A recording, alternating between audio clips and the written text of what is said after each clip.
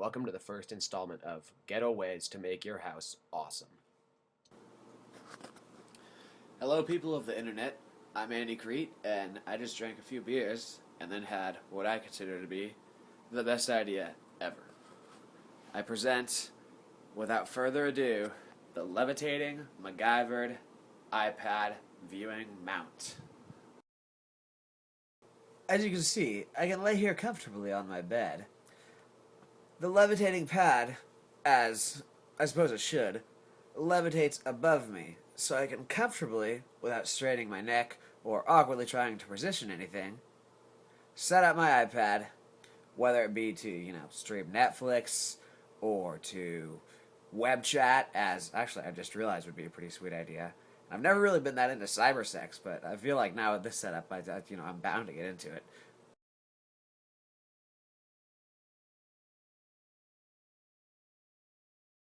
Alright, Internet. So basically, what you're going to need here, with the obvious exception of some sort of a tablet PC / media viewing device and a case for it, which I'll get into later, is A, dental floss, B, a couple of nails, bigger the better, and C, a couple of these things. And I want to clarify here that you want to get the bigger ones of these things, but I happen to have used the bigger ones of those things in my creation, so I'll show you those. I'm not super tech familiar with a lot of these other, the pads or the Windows pads, or I don't know, whoever the hell else makes all these pads and stuff, but I have an iPad too, which is really great. Yay, Steve Jobs. The main factor here is that your tablet is light enough to not completely collapse your ceiling, like a big screen TV would. But honestly, the main factor here is the case. I lucked out when I bought this case. It's sort of leathery and bound.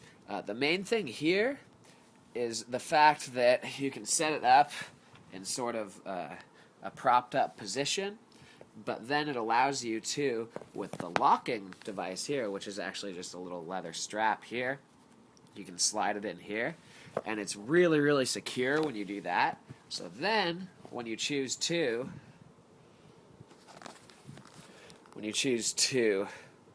bring it back, and I'm filming on an iPhone right now, and it's expressly difficult to, so that when you choose to, using this, flip it around, and insert this into here, it locks very securely and is able to hang like this. This is the factor, really, behind it. Otherwise, if you use any of the other cases, I can only assume it's going to be far more difficult, and you're going to have to do a certain amount more MacGyvering than I was forced to do.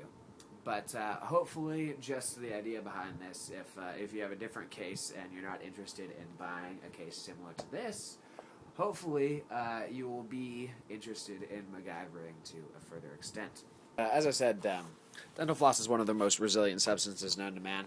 And what you're going to want to do is you fasten a long enough strip of dental floss. It's best actually to leave it reeling from the reel, or to cut it really, really long, just to leave yourself enough slack. You take the dental floss and you fasten, ultimately, each end to a nail, your nail or screw, and wrap it, and triple knot it or whatever. Make sure it's secure. Then you're able to thread the dental floss through the clippers. And as you can see, I've put a little bit of it's sort of just ghetto Scotch tape that I've put on the end of the clippers, just so I don't get any imprints on my leather iPad case, because I'm too cheap to buy another one. After you've finished threading and the strings are anchored safely into your ceiling, you're able to clip it on and you have yourself a levitating screen.